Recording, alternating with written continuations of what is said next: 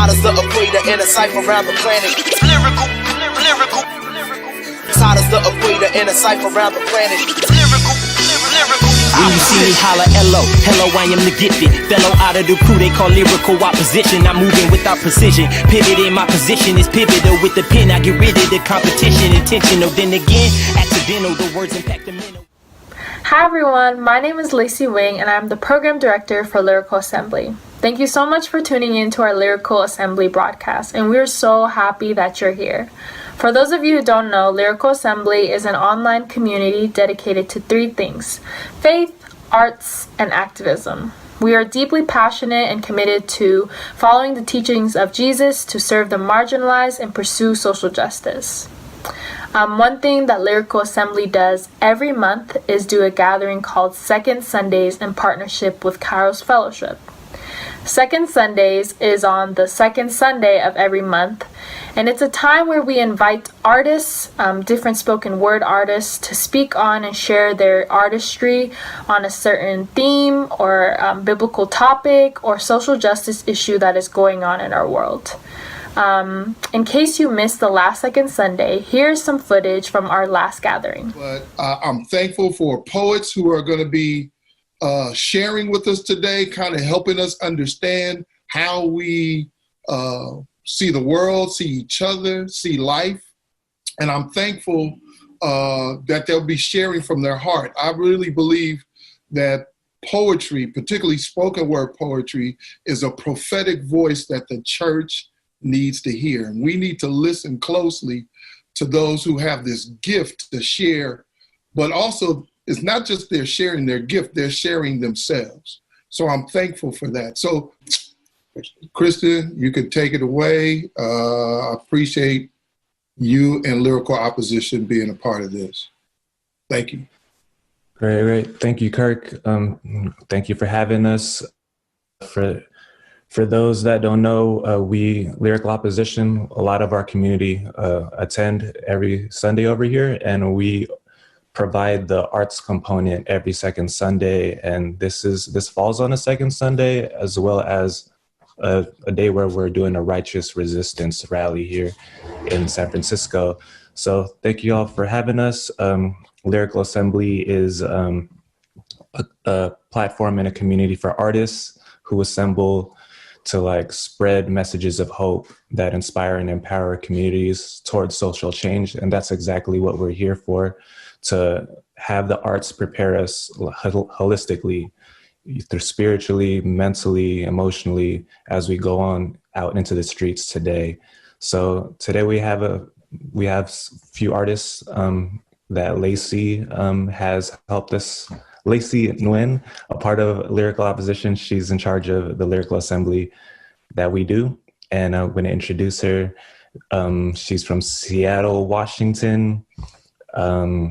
Yeah, that's worst intro ever, because I want her to intro herself. All I know, there's more things I know, but we're short on time. It's all good. Yeah. So thank you, Christian, for that short intro. My name's Lacey. Such a pleasure to be here with you all today.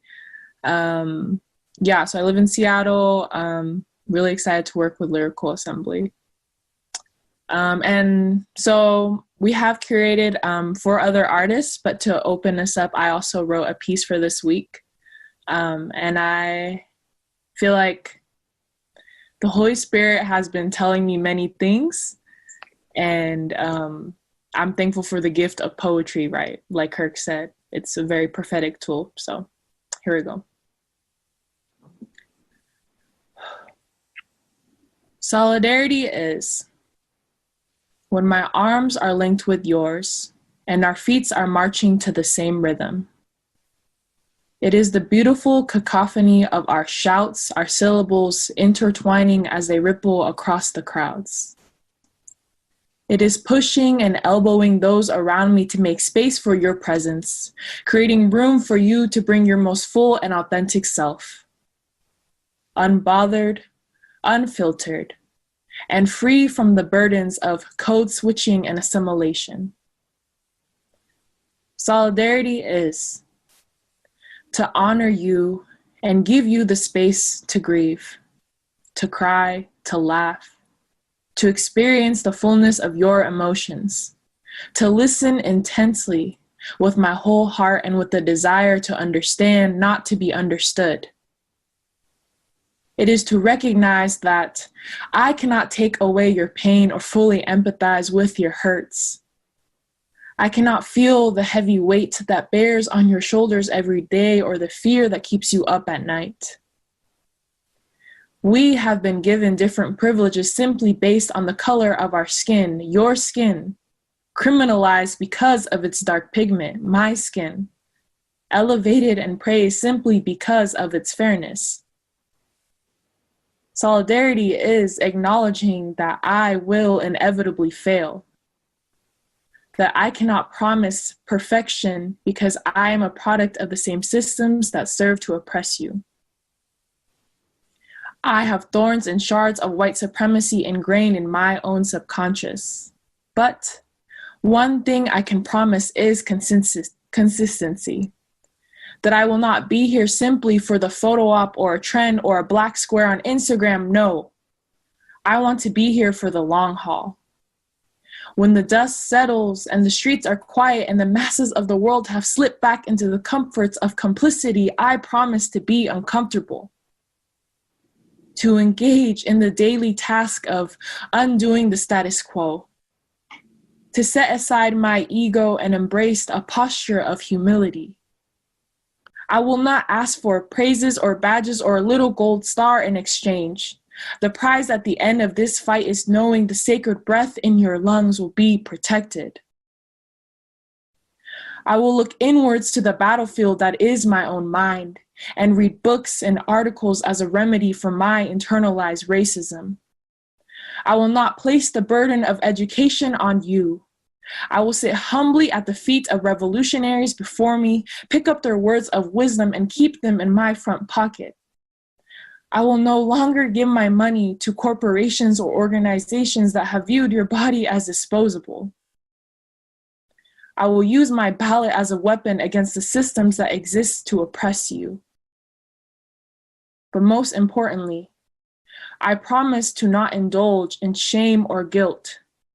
I will let the Holy Spirit lead me to a deep conviction and plant within me a seed of godly sorrow, one that produces fruit of eagerness, of concern, of a readiness to see justice done.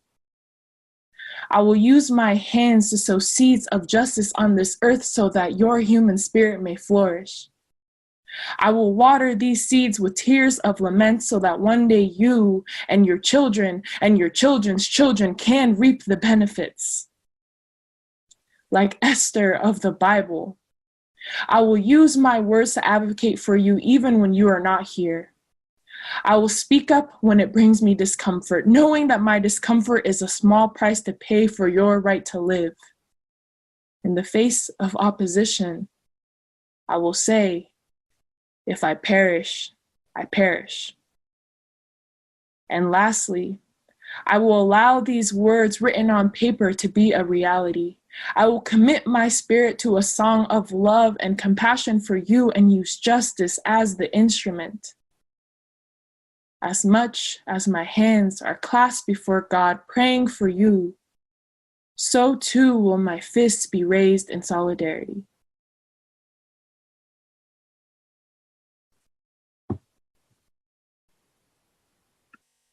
Thank you everyone for listening. Thank you, thank you, thank you. Awesome. Thank you. Yeah, so the next person we have is Brenna. Brenna, all these artists are from our lyrical opposition, like poetry workshops or poetry slams. So she will be sharing her next piece. And yeah, I'll let her take it from here. All right. Hello, everybody. Thank you guys so much for having me here. My name is Brenna. I currently live in Buffalo, New York, and I work as a costume designer, a poet, and when I'm not doing that, I am a very proud cat mom. And I'm just going to read this little piece for you today. This coat, built from self-loathing, sewn together with humiliation and despair, passed itself down my gene pool, carrying silence like a family heirloom. They took the tongue lashings, flaming fists. They never knew what happened to the kids at night. The cops never came, and there are no hidden saviors. Their homes were bird cages, constantly shrinking until they couldn't take it anymore. They busted the hinges silently, pretending to be graceful, and yet still silently passing along the coat, over and over and over until it was finally my turn. I took my seam ripper to depression and self-doubt, my shears to the denial hidden at the edges, limp, guts strewn across the ground. Finally, without a host, I took it to the Great Mother and watched it slowly decompose.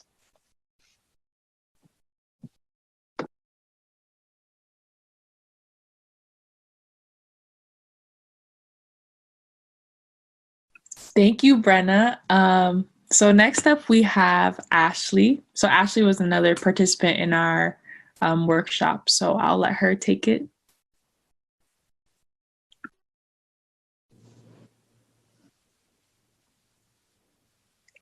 All right. Little technical difficulties. Thank you, Lacey. Thank you, Christian and Lyrical Opposition. And much thanks to Kirk and Lyrical Assembly for providing this form of transparency and just truth of expression. This is an introspective piece titled Antiseptic. And this is a piece that was written a few weeks ago. So for those that have already heard it, thank you for listening again. And for those who are participating today, listen closely. Deep pigments streaming down flesh-tone walls. Excruciating endurance is my sole reward. What's done is done. Do I deserve the festering wounds? Am I even worthy of the offered cure? Both exemplify inflicted pain while resentment trails an allure. Profuse leak, saturating all that's pleasant. Addictive fumes, militant mercury inducing my coma. Surrendered now, but indecisive a moment longer. Aggravate the reforming scabs, or douse the leagues of abscess with rich claret poison, that agent of false relief, temporarily quenching my ruptured aura, tingling sensation intensified by burning throbs, ugly grimace and disdainful numbness, haunted by the whispered assurances of relief, persuaded by a banded beat. I repeatedly stumble back into danger after every hesitant attempt towards redemption. Tangled pretty pity. Must I accept a moment's evil? Be stagnant and exist? I'll proceed, comforted by the dissipating sting and the concluding seep that stains the path. I painstakingly stumble along, desperate to reach restoration within my grasp.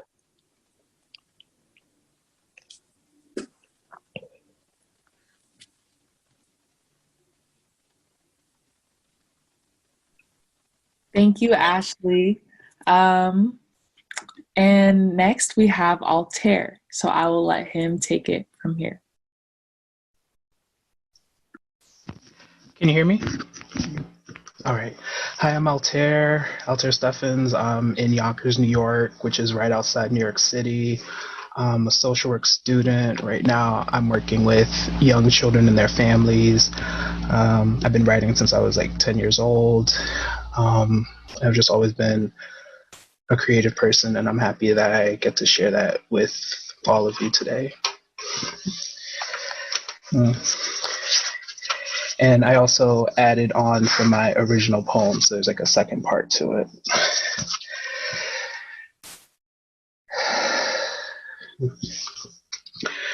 The spell is broken, black humanity's rejection. Now we stand at a monumental change of direction. We all want more than just the privilege to breathe. It's the freedom to travel anywhere we please. We all were normalized to what became the standards. All the backbreaking labor never gave us the answers. Black lives forged new frontiers, even with the curtain of death shrouding our fears. Black folks sending each other out into the world armored like fighting vipers, and made our communities circle up in a cipher. I've been welcomed by many, yet exist in a sea of white faces, while rejecting media stories about my people with generous graces. You may feel excluded, but in this moment, Black lives matter, and the image of America continues to shatter. From a Black queer man who wanted to be accepted, but there's a part of me that keeps me from acknowledging that I've never truly connected. So I continue to accept the perspectives of others, and it's time for me to draw lines in the dirt. I can't lose myself in others to keep toying with my life without making my fulfillment come first and redirecting the solar rays after I've synthesized. I've been nourished and comforted, so I share that with others who aren't. Can you handle being uncomfortable? It's a fast track to open and be vulnerable. Sitting through my personas, searching for the answer. Automatons of dueling love could be the tech romancer. Fallen's fantasy is my protective escape while I watch this new reality form and shape. A pandemic within a protest, behold an uprising. With millions stuck at home, 2020 has been galvanizing. When I was 14, I stopped crying to put on a front for my peers. But now that I'm mature, I shed these ebony tears. I can't ignore my brother's cries, no longer with deaf ears. Let's create spaces for each other, building up with cheers. Black women are worthy of nurturing. Let's be each other's fans, always encouraging. Accepting all of your feelings and mental state. You have love in your corner each day you awake. I'm sorry if I hurt you. I'm sorry that I hurt you. Two statements with different meanings. If creates a gap, that starts the healing. We're at the precipice to break systemic cycles. And we're keeping our engines hot, not chugging on idle.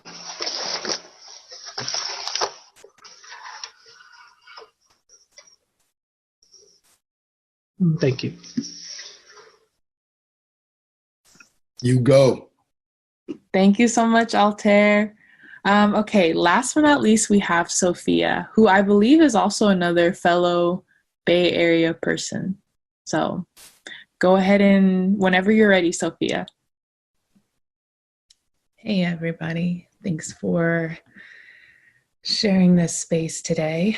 I'm grateful to be here with all of you. I'm an SF-based author, artist, and activist. My most recent work is centering around a justice-oriented philosophy called anti-supremacy.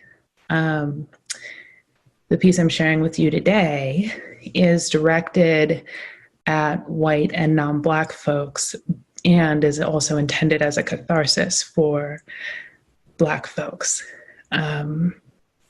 You'll have to bear with me. My my emotions have been fairly heightened over the last few days, and so I can't promise I won't cry.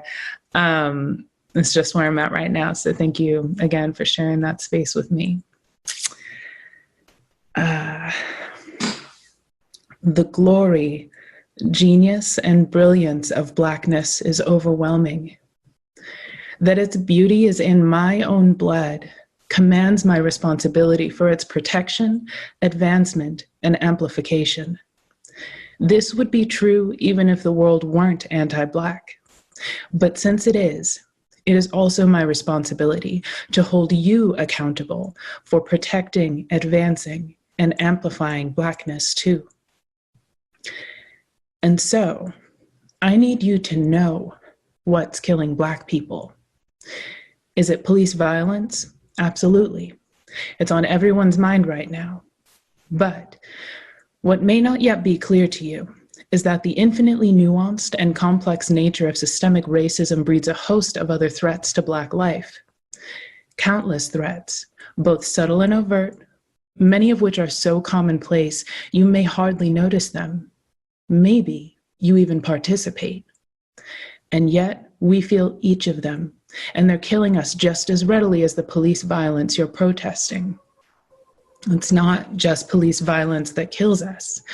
It's so much bigger, runs so much deeper than you understand. Facing an anti-Black world every single day that intentionally limits our capacity for realizing our fullest selves in this world, the pain and trauma of that perpetual reality make us more susceptible to chronic disease and suicide. It kills us when we're met with doctors who invalidate us and our bodies when those health issues do arise. Being subject to propaganda that tells you we're violent, inherently irrational, uneducated, born for imprisonment and welfare, that we don't feel pain the same way you do, kills us. You believing and projecting those stories onto us, on however subtle or unconscious a level, actually kills us. Feeling those projections so frequently, so consistently, and enduring the material, social, and psychological impacts of those projections literally kills us. Finding parts of ourselves believing those lies because they're so globalized, so pervasive, so tactically enacted, kills us. Being forced to contend with the world reflecting back to us day in and day out that we aren't whole, that we're subhuman, kills us. Anti-Black racism has people on every continent of this planet believing that we're deserving of constant violent oppression and the consequently limited nature of our opportunity in this world, and it kills us slowly if the police don't get to us first. Your invention of the race card and imagining we somehow benefit from pulling it so you don't have to face your own racism, it kills us. Gentrification and food deserts kill us. Remnants of trauma in our DNA from periods when white people did surgical experiments on our ancestors' bodies with no anesthesia, that kills us too. It kills us when you try our children as adults. You not talking to your children about racism makes it more likely that they will intentionally kill us one day. You not talking to each other about racism and whiteness kills us. Your silence in the face of our genocide, yes, it literally kills us. It kills us when you compare us to your Eurocentric standards for beauty. It kills us when you dance to our music on TikTok, but refuse to acknowledge the full depth and breadth of our complex and nuanced experiences and lives, and turn our culture into a caricature for your entertainment. It kills us when you keep us from a promotion or a raise or steal our ideas and take the credit. It kills us when you require us to identify as low income, high risk, minority, underserved, or otherwise commit to a lowly station to gain access to resources for our betterment, resources that you stole from us. It kills us when you demand justification for Black reparations. Working 10 times as hard only to get half as far, showing up 10 times as articulate only to be half as heard, all while having to justify our presence in a space built by and for whiteness the entire time.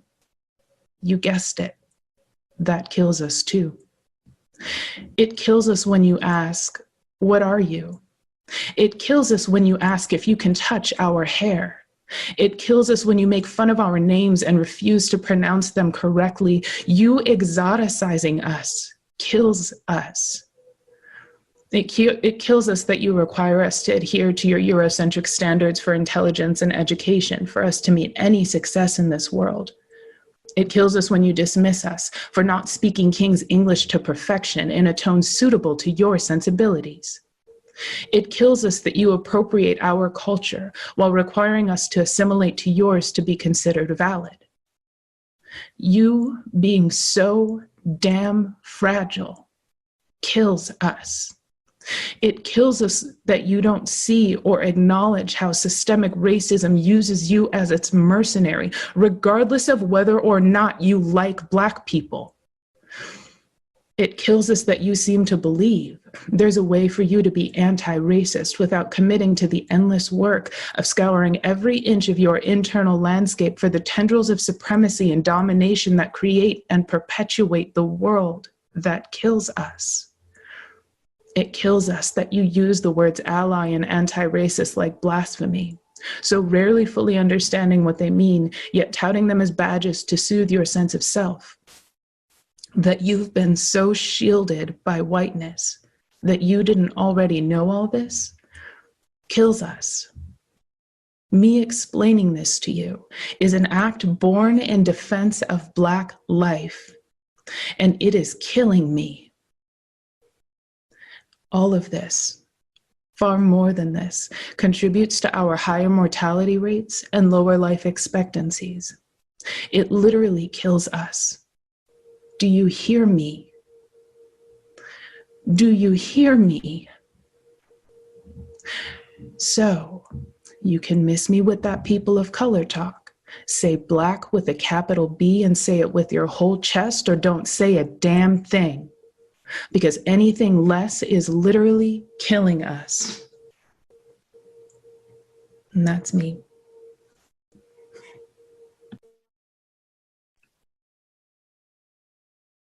Woo! Can we just, thank you, Sophia. Can we just take a moment to bask in the beauty that was just shared from all of our artists? Yeah, like Kirk said, when we do poetry, we are sharing a piece of ourselves. And I just want to thank you all for sharing a piece of yourselves, for being brave.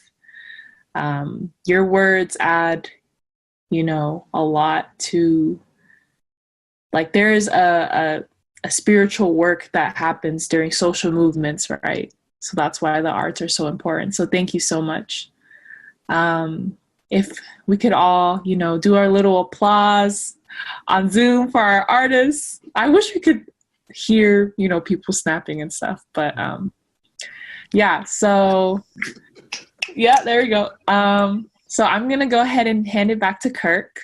Thank you again to our artists, and such a pleasure. Thank you, Kirk. Thank you guys so very much. Hi. Thanks for joining us for our latest installment of Second Sundays.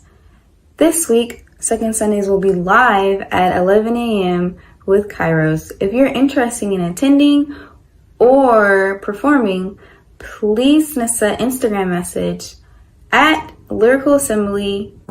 Things to look out for. Our friends at Lyrical Ones has a live podcast every Wednesday at 9 p.m. on Twitch. It will be available every Friday at 7 a.m. and it's on all streaming platforms. Be sure to take a listen. Our Read for Resistance book club meets every Saturday at 9 a.m. We're currently reading The Cross and the Lynching Tree. If you want to get connected with Lyrical Assembly and join our community, please text the number 415-903-7699. Cool. And we are back with another Reads for Resistance book club recap. Last week we read chapter 3, right? Yes.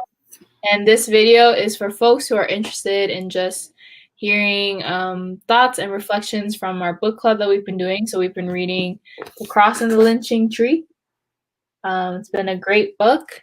And yeah, Ashley, what are your thoughts on this past chapter? I feel like they all kind of melt together.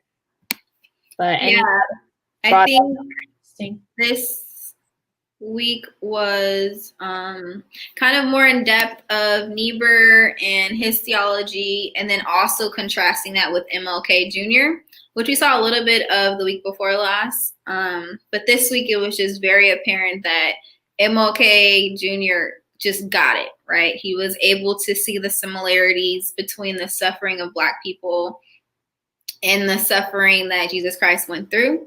and it called him to action. And it's not that he didn't like contemplate with what that would mean for his life, what that would mean for the decisions he would make. He understood the risk it was, and he understood like I could not engage with this whole situation, but as a Black man in America, it's a lot harder to turn a blind eye to the injustices that you're seeing against your people and yourself, honestly. So I think this week was nice to see a fellow theologian who decided to have that connection between their faith and their action, and it didn't alienate his faith. It produced a greater faith in him, because if you see all these injustices happening to your people, you have to believe in a God who doesn't agree with that, right? You can't believe in a God who wants oppression for you and your people. Yeah, so I think that was a good takeaway. And then also this week, I know towards the end, we listened to a song by Mahalia Jackson, and it was, I believe it was The Blood. And so it talks about being at the cross with Jesus. It's not like this far off thing that happened, like, oh, that happened at Calvary. Jesus had died. And it's very distant, right? I think in Western religion, it plays a role that we kind of distance ourselves from the pain of the cross, right? And distance ourselves from like what it means to like physically watch your Savior die for your sins, right? Kind of, even I think the Passion of Christ, a lot of people are like, oh, that movie was so intense, the scene. And I was like, yeah, it was probably very graphic. Someone was dying and being beat while they were dying, or being beat before they were put on a cross. Like, right, that's facts. It's all facts. Yeah. So I'm like, I don't get it. But yeah, so I think and growing up in church, that's one of the hymns that I grew up listening to. We'd always sing it during communion. And so it's like, I know it was the blood for me way back on Calvary. He died and saved me, basically. And so it puts you literally there at the cross. And so I think for the connection of MLK Jr., he can see his own cross. His own cross is basically being Black in America and trying to continually profess the Christian gospel in a true way, where it's not being hijacked for culture, right? Like we see today. Yeah, where we see evangelical persons align themselves with power. Yeah, and not necessarily align themselves with the true words of Jesus Christ. So we see policies that are very apparent to target migrants or immigrants or low income people who are impoverished. That's basically opposite of what Jesus did, right? Jesus in the Bible talks about being kind to the foreigner. It talks about what you do for the least of these is what you do for me. So right now, if white evangelicals took a close look at themselves and made a sober assessment, they might not like what they see.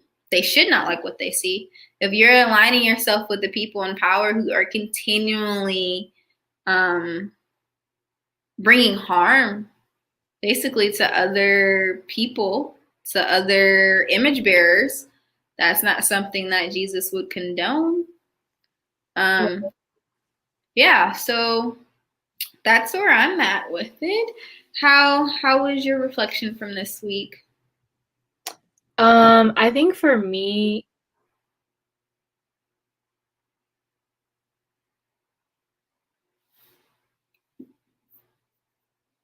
similarities between what James Cone was writing about and then what's happening in our world today, right? Like just a few weeks ago, the decision for the Breonna Taylor case just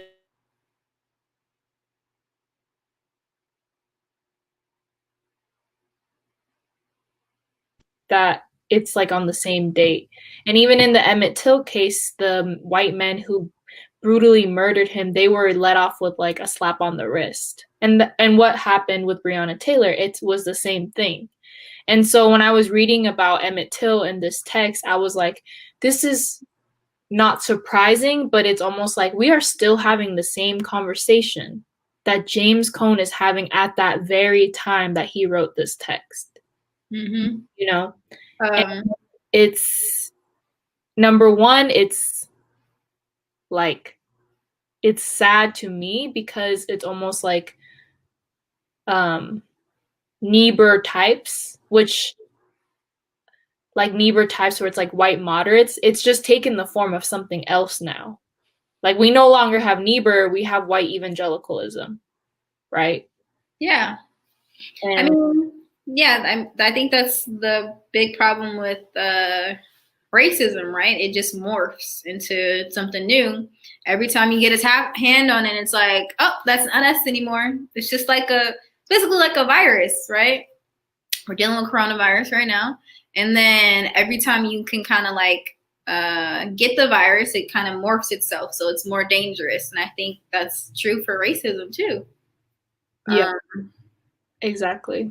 I think, I don't know, I guess we didn't live in that time. So I feel like it's more apparent now too, because we're bombarded with all these different stories. Like another Black man just got killed.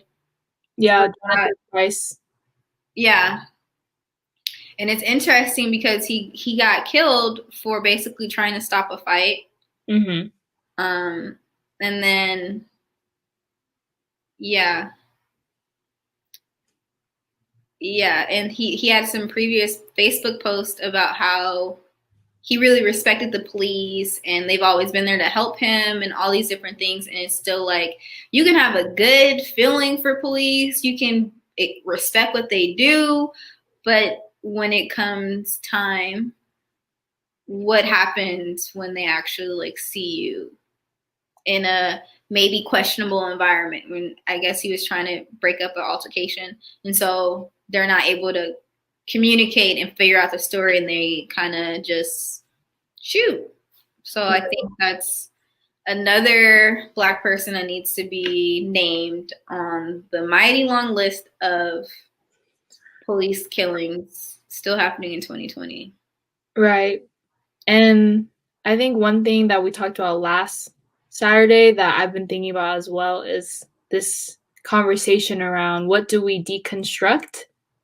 What do we keep and try and make better? And what do we have to build completely new, right? Mm-hmm. James Cone talks a lot about how MLK, he had that like radical imagination for justice that Niebuhr did not. He imagined things and prayed for things that were at that time impossible, but Niebuhr did not, you know? And I'm asking myself, like, what things am I imagining when I'm praying for justice that right now don't seem possible?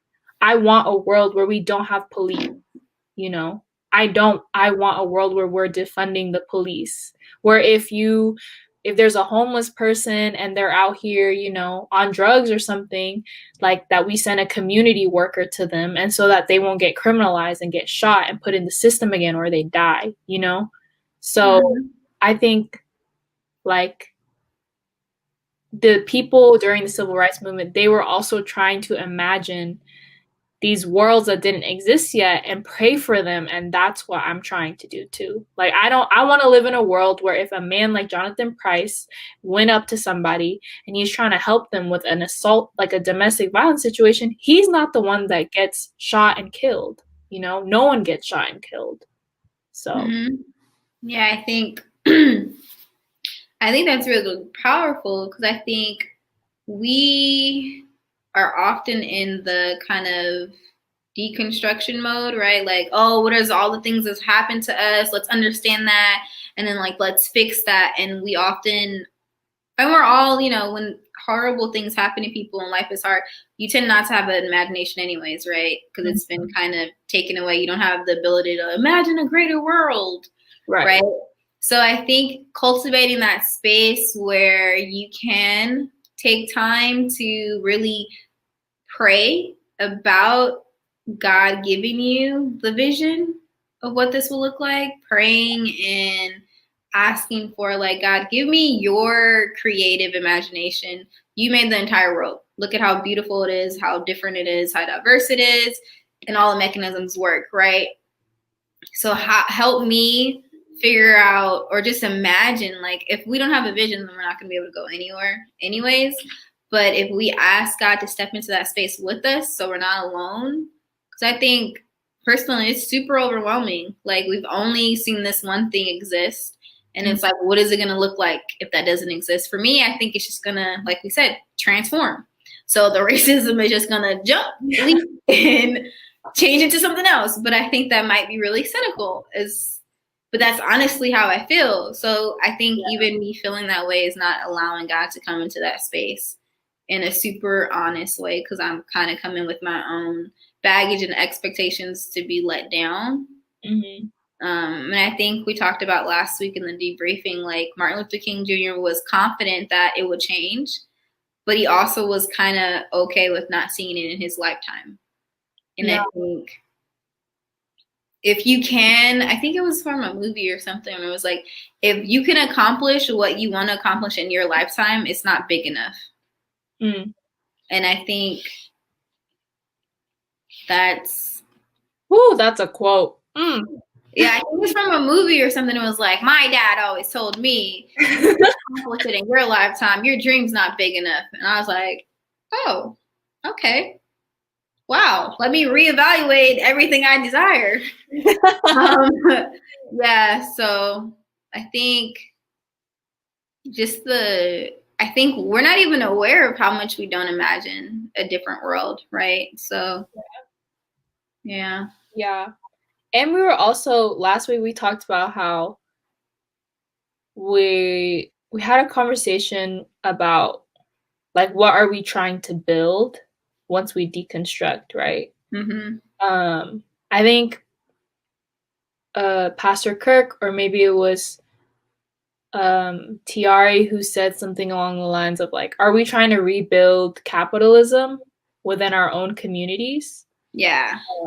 Because there's something to be said, like, when our communities thrive with money, like, that's great and all, but then we started to kind of converse around, well, is rebuilding systems of oppression within our own communities really going to solve the issue? Like, is putting, like, capitalism in just a different shape going to help, you know? Yeah, or are we going to end up with the same issue just with Black and brown people on the top of the chart? Like, yeah, I don't even think we talk about that enough. Like, oh, Black businesses are amazing, we should have those. Black Wall Street, it's like, okay, are we doing this in an equal way? Personally, I'm all for equity, which is not equality, right? Equality is giving everyone the same thing. Equity is taking account that we might be coming to the table with different issues or different abilities, and still giving you the same amount to get to the place that everyone is at. Mm-hmm. So yeah, I think that's somebody out there should be exploring that question. Yeah, for real. Like, I think a lot about that. Like, we're reading this text, and it's by a Black author. It's about Black history, Black oppression, Black struggle. But I think a lot deeply about my own community, about Viet communities. Vietnamese people are historically a very colonized people. We've been colonized by China for 1,000 years, by Japan for some years, by France for 40 years, something like that. And then we had the U.S. occupation. So we are people who have suffered, right? Then we immigrate over here and we forget our suffering. And then what are we about? The Louis Vuitton, the Hennessy, the living in the suburbs with our white picket fence, and we're buying into the American dream and playing into that capitalism. Not even realizing as a people that those forces are the reason why we were suffering in our own home country in the first place. Those are the reasons why, like these systems of white supremacy, we were forcefully displaced and dispersed all around the world in the first place, right? So when I read this text, I'm like, I'm trying to even reimagine what that looks like for my own community in partnership with the Black community, right? Yeah. I always think like, it's very funny, but I really notice like when V people get money, they really like to flex, you know? And I'm like, is that really what this is about? Yeah. Yeah, I think yeah, I feel like the American dream is a bunch of lies, right? It's just like, hey, the marketing people told you this is what you need to be living great. So just buy that. And we don't take time to like conceptualize like, I don't even like yards. Why do I have a backyard right now? Like, I don't have a lawnmower, nor do I have a desire to mow lawns. But here I am in the suburbs paying someone to mow the lawn because that's what people told me I should do. Exactly. And it's so funny though, because you've been programmed for so long to be like, this is what you're supposed to do. Yeah. And I think our generation is very great at being like, nah. Yeah. But at the same time, it's like even having conversations with like my parents, like, you know, I just want to do work that's meaningful. And they're like, you getting old now. You want to keep doing meaningful work? Don't you want a stable life? And I'm like, I thought I was trying to create that. I don't know. That's so true. They're like, so you got a degree for what? What's your degree in it again? And you're doing what? So you're not using your degree, and we're getting another degree, and you're also not going to. Oh, I don't understand your life. And she's like, and that's okay.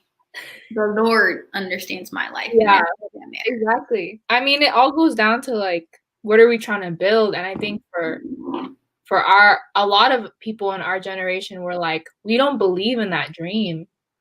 Maybe our parents bought into because they had to, right? Like they had to in order to survive. Yeah. But maybe for us, we're like, well, this dream is not real for us, so we're trying to recreate something else. Yeah, I think we have a lot more freedom. Like I know it's like a joke, but it's like a millennial will leave a job real fast if they don't feel well loved there, if they don't feel respected. I'm out. I will find another. Like are the older generation like, I've been here for 30 years. I'm turning in my last time sheet. We like, well, I don't feel seen here and I'm out. Yeah. It's like I know we have like a rep of being like super, I guess, I don't know, maybe flaky. Yeah. And or we really like care about like really niche things. But I think we are better people for our decisions as a whole to not stay in unsafe spaces for ourselves, right? Yeah. And I think it's liberating to be in a space where it's like, I don't have to stay here. This job does not make or break me. I know they will replace me. I need to go where I will be, you know, blossom, where I can blossom. And clearly, this ain't it. Exactly. Yep. I totally agree with that. My parents are like, I always say something and I'm like, oh, I want to do this. I want to do this. And they're like, you change your mind so much. And I'm like, isn't that such like a millennial thing? Yeah. I think it's funny because I feel like your parents, they want you to be free. They want you to figure out your own life. And then when you start doing it, they're like, I meant the life that I have planned. Yeah. Like, you didn't get in the system. Yeah. You didn't get the hints when I like told you like this is what you're gonna do. This is where you're gonna go to school. This is gonna be your major. You didn't get like the breadcrumbs. I need to do more. And it's like, I don't want any of that actually. So like you can keep all of that. And I think we value our value system is very different.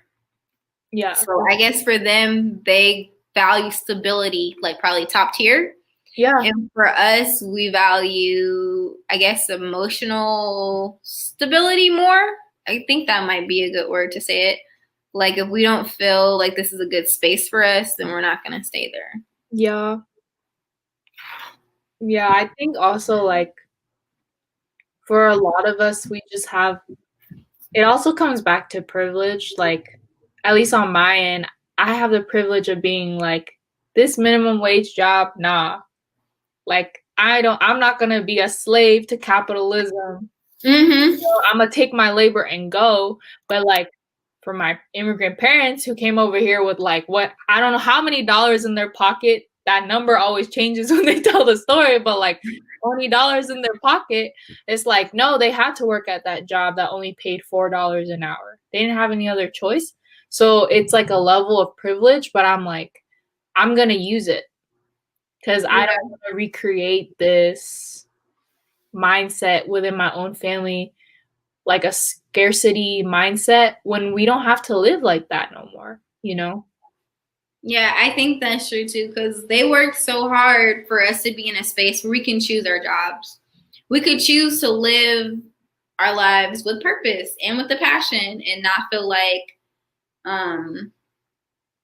we are literally going to be on the streets. Like, there's way more freedom to exercise like our different passions, like just like ways to be more creative, and then you can market yourself for like creating things that wasn't around before. We live in like a hyper tech time. Yeah. And so if you can create a product, you can sell that product. Back then it was like out the side or like outside of their trunk. Like, it was very different times. So I think as long as we're not looking at, as long as we're not looking at our parents like, you should have did this, and if I were you, I wouldn't have stood for that. And it's like, you never act the way they did. Like, you don't know that life. You don't know the like privilege of being able to go to like, I don't know, it just is random, but like go to Whole Foods and be like, no, I don't want that bread. You know, like most of our parents, you know, they were giving bread. They didn't like have all these choices and stuff. So I try to have as much grace with my mother as possible. Yes. But it can be very hard, but she doesn't live that close to me. So it's normally a phone conversation. So I could be like, okay, Mom, thanks. And I could just end the conversation instead of it being like this horrible thing. And it's like, oh, she's going left. I'm not going to get upset. She's already on the thing. So I think even that, you know. Yeah, for sure. Yeah. I'm like, should we end it now? we can cut that right out. I was like, I don't know. Oh, I guess, should we make an ending though? Oh yeah. Let's make an ending. Okay. Yeah. So, you know, each week brings up something new that I wasn't thinking about before. I've read this book before, but it was not in a community-based setting. It was just me for school. So I'm really enjoying hearing other people's thoughts. And then also, like, I feel like this is enhancing my experience with the book. And then I even read the book like I read the book in 2016. So like the first year of Donald Trump's presidency, and a lot has happened in these 4 years. Yes. Yeah. So even I think, you know, with a great literary work, you can read it time and time again, and it's amazing. And so right now, even though it was written a while ago, it's such a time for this right now. Yeah. Yeah. So I hope you guys join us this week, 9 a.m. Saturdays. Chapter 4, James H. Cone, The Cross and the Lynching Tree. We love to see new faces. Thank you so much for tuning in to our Lyrical Assembly broadcast. We really hope that you enjoyed the spoken word pieces that were shared and the content that was shared in the Reads for Resistance recap video. Most importantly, we hope that you leave this space feeling encouraged, that you know you are not alone in your journey of asking God really difficult questions, of decolonizing your faith, and of trying to see justice done in the name of Jesus. We at Lyrical Assembly, we ask ourselves the same difficult questions, and we welcome people who are also in that same journey. We hope that you continue to stay connected to our community. Make sure you like and follow us on Instagram and Facebook at Lyrical Assembly. And also make sure that you text the Lyrical Opposition number that was formerly shared so that you can get connected to our Discord community. Remember that we do Second Sundays gathering every second Sunday of every month.